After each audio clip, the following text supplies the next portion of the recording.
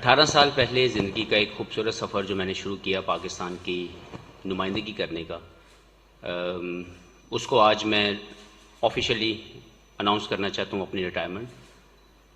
بہت زیادہ خوشی کے ساتھ، بہت زیادہ سیٹسفیکشن کے ساتھ اور گریٹ پرائڈ کے ساتھ، کیونکہ میں نے کوشش کی اپنے 18 سال کے کیریئر میں کہ میں پاکستان کی طرف سے جو بھی کھیلوں، جتنا بھی کھیلوں، اس میں جو ڈگنیٹی اور پرائڈ ہے پاکستان کی وہ ہمیشہ ٹاپ پہ رہے. تو میں نے ہمیشہ کوشش کی اپنے on and of the field, اپنی ہر طرح کی ایکٹیویٹی میں، کہ ہمیشہ پاکستان کا فلیگ ہائی رہے. تکلیف کا لمحہ میرا خیال ہے کہ جو سب سے زیادہ مجھے تکلیف ہوئی تھی وہ تب ہوئی تھی جب میں نے میچ فکسرز کے حوالے سے اپنا ہاتھ کھڑا کیا اور میں نے بولا کہ ایک پرنسپل سٹانس تھا، ہے اور ہمیشہ رہے گا کہ کبھی بھی وہ شخص جو پاکستان کا نام بدنام کر دے،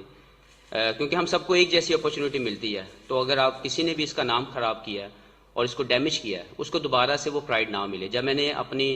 یہ اسٹیٹمنٹ دی اور میں نے اس کے ساتھ میں نے اپنا رجسٹرڈ کیا اپنا پروٹیسٹ، تو جب اس کے اوپر مجھے جواب ملا اس وقت کے موجودہ چیئرمین کی طرف سے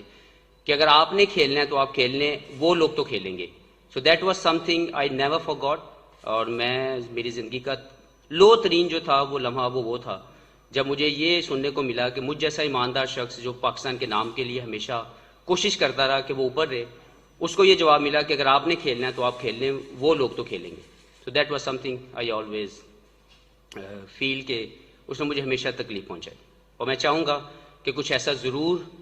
ہم سب مل کے کوشش کریں کہ کوئی بھی ایسا کرپٹ ایلیمنٹ جس کے ساتھ پاکستان کا نام جو ہے بدنام ہو، اس کو پروموٹ نہ کیا جائے اور اس کو روکا جائے.